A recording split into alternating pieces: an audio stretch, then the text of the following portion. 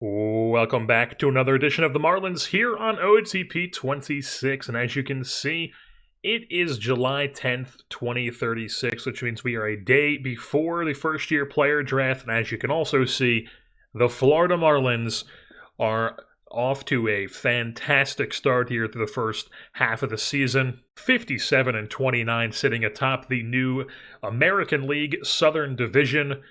4 games in front of the St. Louis Cardinals. If we take a look at the expanded standings, we have ourselves a plus 143 run differential, which is the second best in baseball, only behind the Los Angeles Dodgers, who are leading the NL Western Division by 21 and a half games.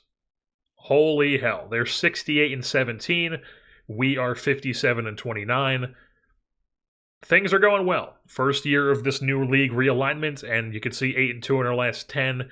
If we go and look at the info page here for the team stats, you can see we've just been tearing things up. Ever since the start, April we were really good, May we were really good, June kind of slid around a bit, but so far here in July, it has been 7-2 to start the season. And then just a lot of 1s and 2s you're seeing on this list. We don't walk as much as we used to, but you know, we bang. We bang. We don't base run that well, but we are stealing up a ton of bases, and then everything else is 1, 1, 1, 1, 1, 1, 1, 1. Just classic. All the way down the board here is first in batting average, OBP, slugging, OPS, WAR, WOBA, runs scored, hits, extra base hits, home runs, strikeouts, and stolen bases when it comes to the offense. And then on defense and pitching, the best ERA, the third best starters, the second best bullpen, the least amount of runs allowed to go with the most runs scored. The second highest WAR, the first in hits allowed and opponent's average, third in BABIP, fourth in home runs allowed, 11th in base on balls. We've become used to that. First in strikeouts, though, second in defensive efficiency, and fourth in ZR as a team here in Miami. The Fish, folks, who could have seen it coming? They are good once again. We take a look. We have had some injuries.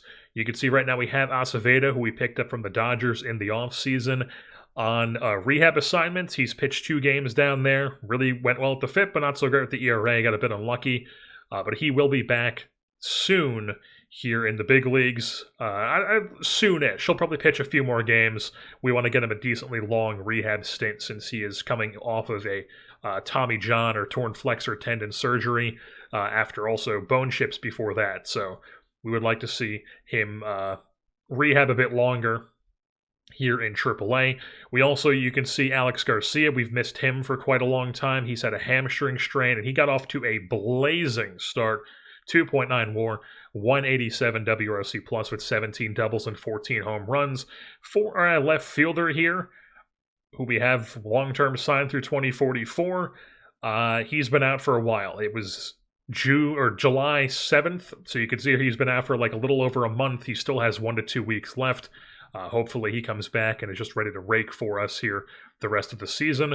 But, you know, it hasn't affected our record. We've also had some injuries to Bobby Witt, who got off to a pretty solid start to the season, and then unfortunately sprained his knee and was out for 7 to 8 weeks. He just recently came back to play some more third base for us. We also had an injury to Brooks Lee, who missed a bit of time. He had a knee inflammation where it was like around a week or two, day to day, but we just, kept him off it for like a week or two. Had some of the kids come up and play in the infield for us. And things look a bit different here when it comes to the bats. We'll start things off with them. Sort by WAR. Jorge Garza is our leading wins above replacement player with a 3.7, a 144 WRC plus, 17 doubles, even 17 home runs for Garza this season. He has been fantastic. 19 swiped bags, playing a really solid right field and a really solid center field, 3.9 ZR when he gets the chance over there against lefties. Well, Jalen McCoy, been phenomenal as our first baseman, 161 WRC plus, 3.3 WAR, 15 doubles, 20 home runs for McCoy, doing his thing. And then Mark Antonio, of course, with a 3 WAR, 153 WRC plus, 25 doubles, and 21 home runs. Team leading 62 runs as well. Doesn't strike out a lot. None of these guys really do. But overall, just a very, very good ball club. As we know, these 3 guys are our bread and butter. And then we also have Alex Garcia, the 4-headed dragon of Garza, McCoy, Mark Antonio, and Garcia. Dylan Head doing what he does, where he's like around league average of a bat, playing some really solid defense, swiping bags at not a great rate this season, but that's probably because Brandon Hyde loves to be super aggressive on the base running. So I would usually have this like 2 ticks below what this is, but I cannot lower this anymore because Brandon Hyde likes to be a bit more aggressive, which leads to be, in my how I usually see it is, well, maybe they'll knock that down a little bit, but how I usually see it is if the base running is like this, it tends to lead to a number where our base running number is not great, and it leads to some guys running into more outs than they should, like Dylan Head is doing this season after, all these seasons of 90-plus stolen base percentage. Then he puts up a 78 this year so far. We would like to see that improve as the season goes on. Kyle Ortega, we are actually currently playing him and Asbel we're doing the swap every other day thing because Ortega has just been really good coming off the bench for us this season. 1.3 WAR, 158 WRC plus, 8 home runs, 8 doubles, 4 home runs, a 928 OPS for our catcher. No idea how he's doing it, but he's been solid, really solid. Asbel's been fine as the other catcher. Domingos Ferdique, we've called him up. He's played some second and some third for us, and you can see here he's been really solid at 1.2 WAR, 129 WRC plus, 10 doubles, an 800 OPS. Most of it is against lefties, as you can see here, but he's, hanging around against righties, not being a slouch there either. So we would like to see that continue to improve as his ratings continue to improve, hopefully. Although it does look like he's pretty much maxed out at his point right now, but right now he is playing well for us.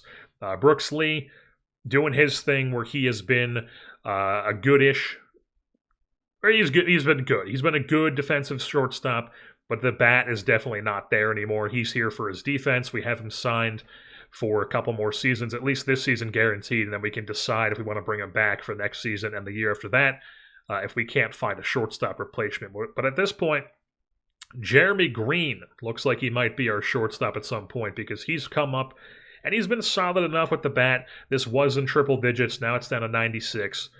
But overall, his bat, much better against lefties right now than righties, but he can hold his own a bit against righties. And he still has some potential that he could possibly fill in here. Hopefully he can tap into this gap power.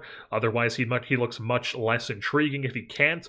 But, maybe he's our shortstop at some point.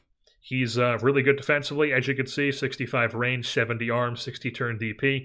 Should be able to hang at the shortstop position. And then we also have Bobby Witt, who I talked about, has been solid in limited time because he did miss 7 to 8 weeks with injury. Yes, a right knee sprain. Then Harai doing his thing where he just completely destroys left-handed pitching and does nothing against righties. I mean, just the funniest sort of player that we've ever had, really. I mean, he is the ultimate lefty masher. Funny, very funny player, but, we love him. He goes in there against lefties, and he mashes. He's even leading off against lefties for us. I might even possibly drop him down to like third so we can get him with some runners on base and do something like that. We'll probably do that for the rest of the season, to be honest, or at least for the trade up until the trade deadline. Eshedri Vargas has ended up having to play a lot more than I thought because of the injuries, but he's been playing some infield, playing some outfield.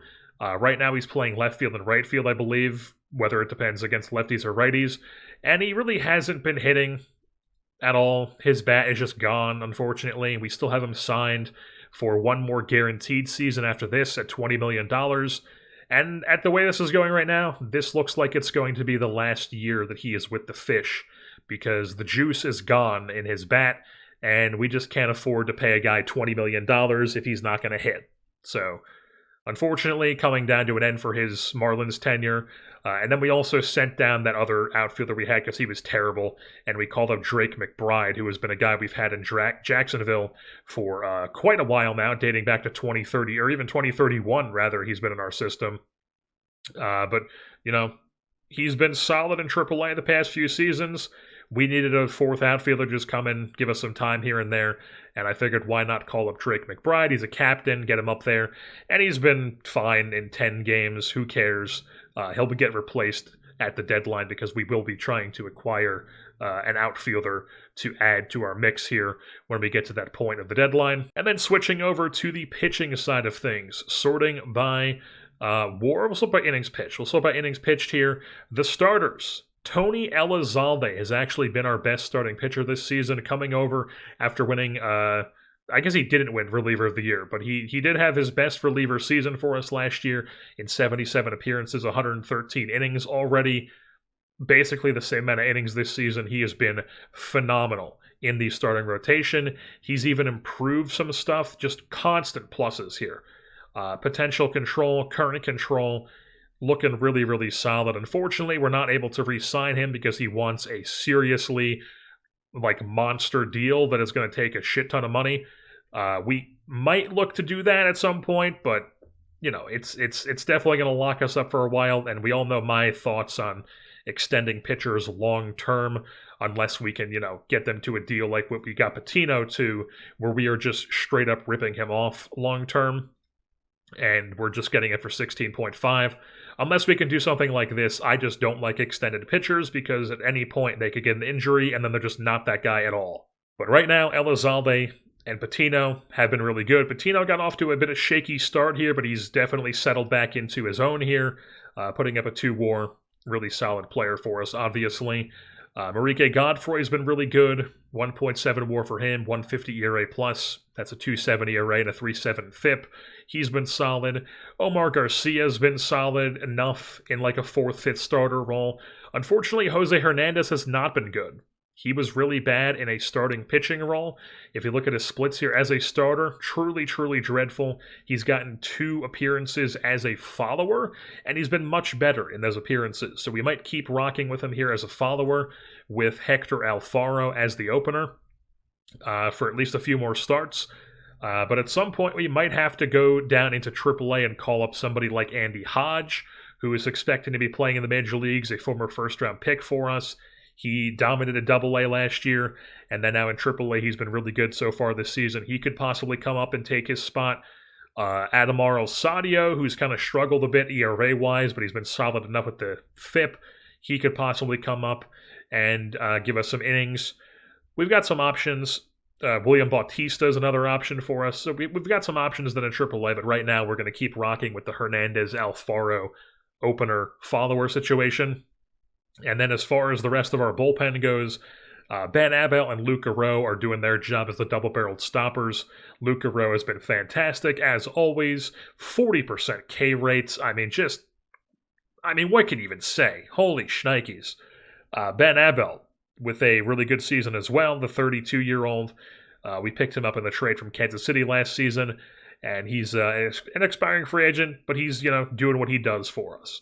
And then Ramon Hernandez has actually been really good in a long relief / middle relief role, so that's good to see. Don't think he's going to end up back in the rotation at any point for us, but maybe. But for right now, he's going to keep cooking in that long relief spot. Mike Burr's been solid as he does. Angel Macias has been good in his spot. Hector Alfaro's been good. TJ Griffin has actually kind of struggled this season, which is disappointing. He's also an expiring contract, so this is probably going to be the last run for TJ Griffin, most likely for us. And then Rod Cajones. The guy just doesn't put it together. He was good for us last year ERA-wise, but not FIP-wise. And then this season, just all around not great. Gives up way too many home runs. He has this slider-cutter combo that's insanely nasty. He throws a 100-mile-an-hour cutter, essentially. He literally does. He throws a 100-mile-an-hour cutter, 100-plus. So he could be throwing a 102-mile-an-hour cutter, and he can't put together a good season. Gives up too many home runs. The walks aren't even really that bad for a reliever, but he just can't put together a good year.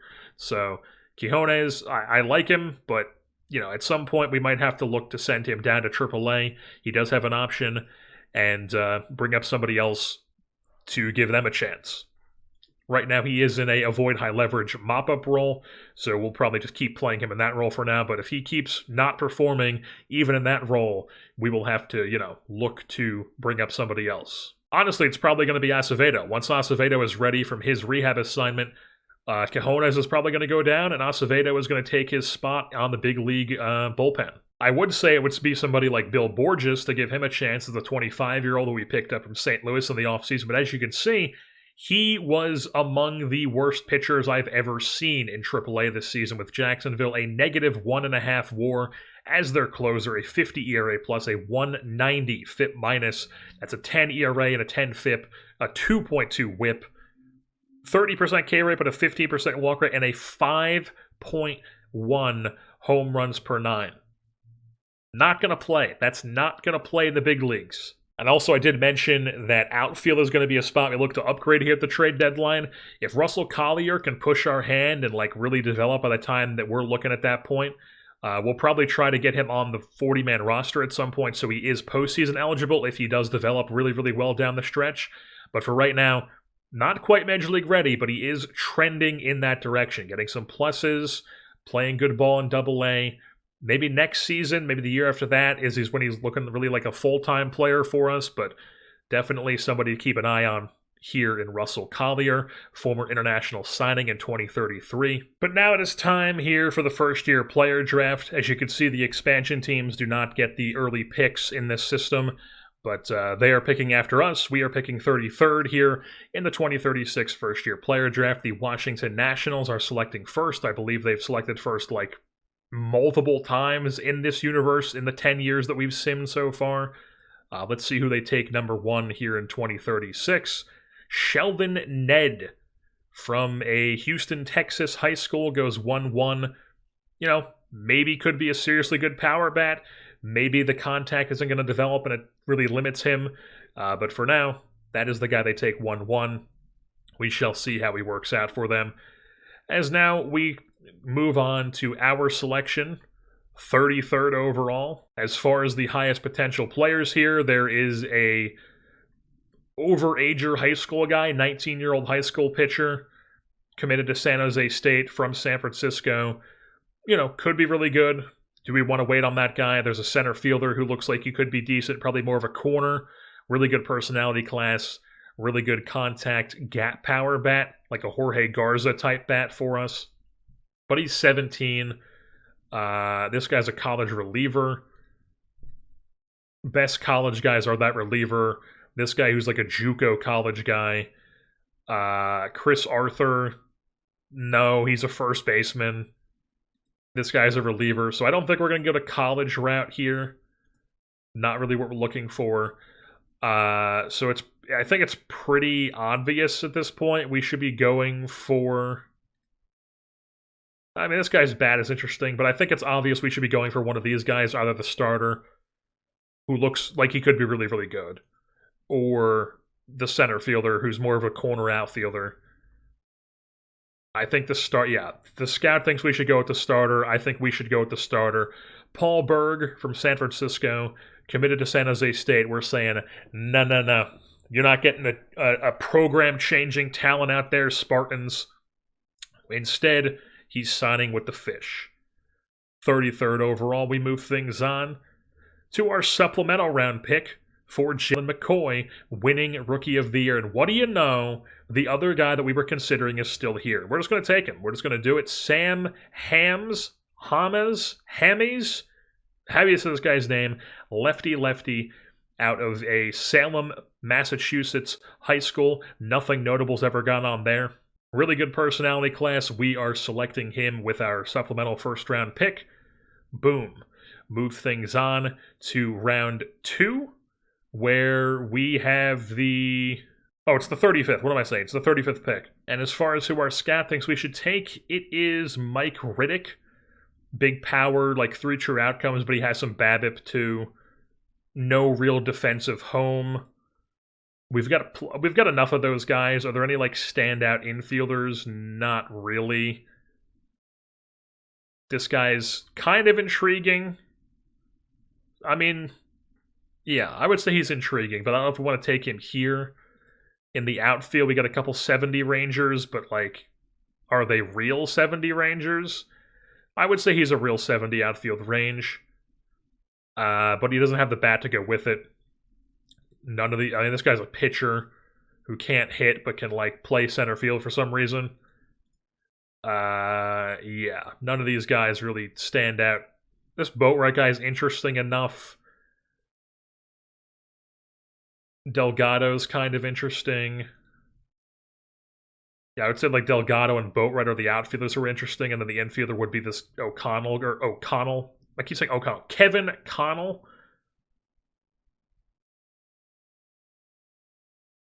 Mark Sims from Cal Poly.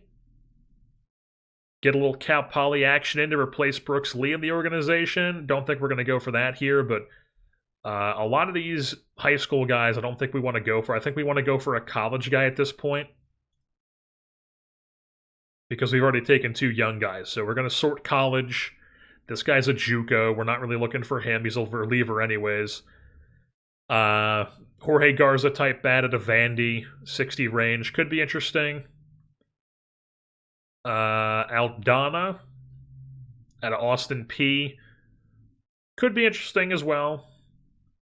Also, this guy's from Chicago, but then this guy, classic Illinois town name, Rolling Meadows, River Forest, Lake Forest, Oak Park, blah, blah, blah, and on and on and on. Shane Biddle, college starter, really good personality class, don't love the BABIP.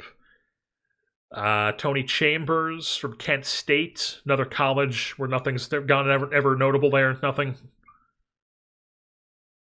Don't love his gap power, though, or his power. It's really all slap hitting. Joel Dixon, fragile, no thank you. Jason Edge, no thank you, no defensive home. His bat does look really intriguing. Or, no, I shouldn't say that. His gap power and power definitely limits him. So, no defensive home, and he has no pop. McDonald, good personality class. I guess he can kind of play first base, but he can't turn DPs. Could be a good first baseman. We've got first baseman. I don't think I'm gonna like reach for. Not that he's reaching, but like I don't want to get a first baseman here. I think we want to go with one of these outfielders, whether it's Alan Abbs or Alex Aldana.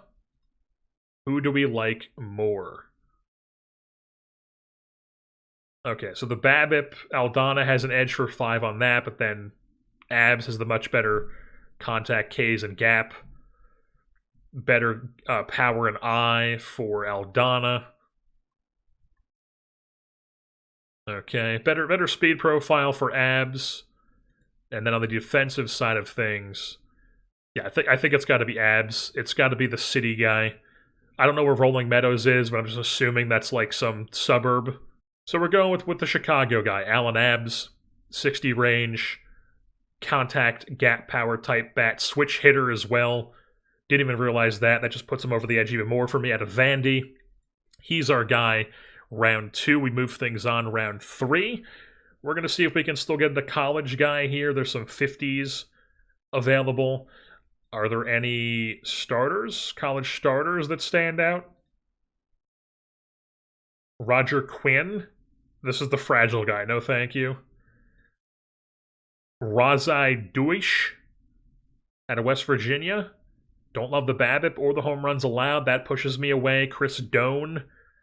We're trying to move away from these low control guys, even if this guy does look like he might be decent. He looks like he could possibly be like a Patino-type pitcher, but we're trying to move away from those types. This guy, more like it. Durable. He's from New Jersey.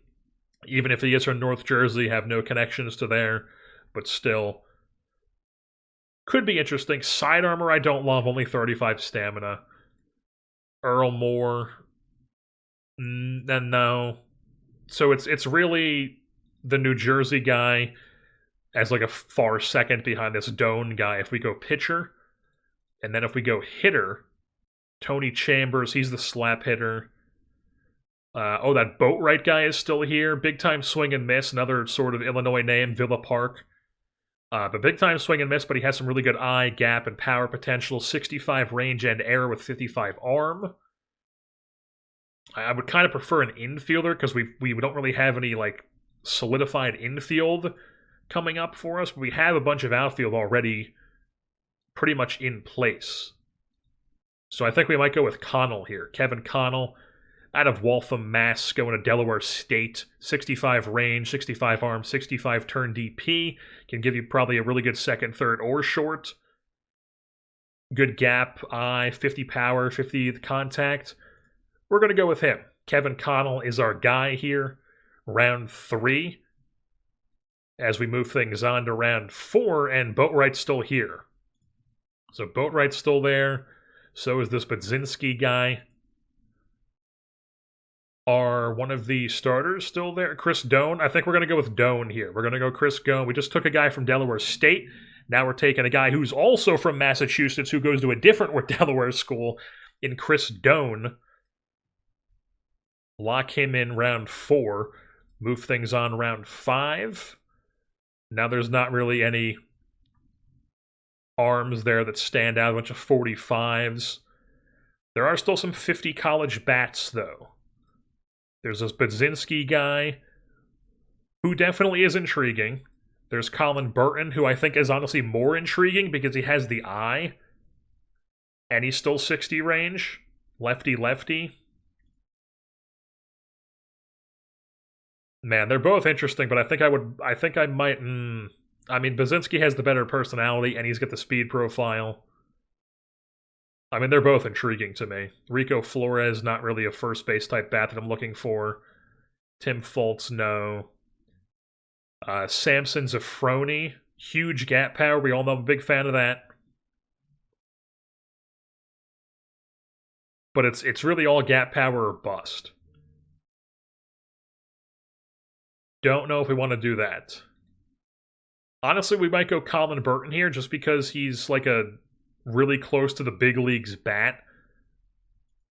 We're going to go Colin Burton. And then if Budzinski is still there, he is. Then we're going Budzinski. Bam, lock him in. Move things on. Zafroni's still there, but I don't know if we want to lock that in, as we will look around a little bit here. Are there any 60 grade catcher? Not really a catcher, though. All the pitchers are down to just 50s here. There are some high school 50 guys.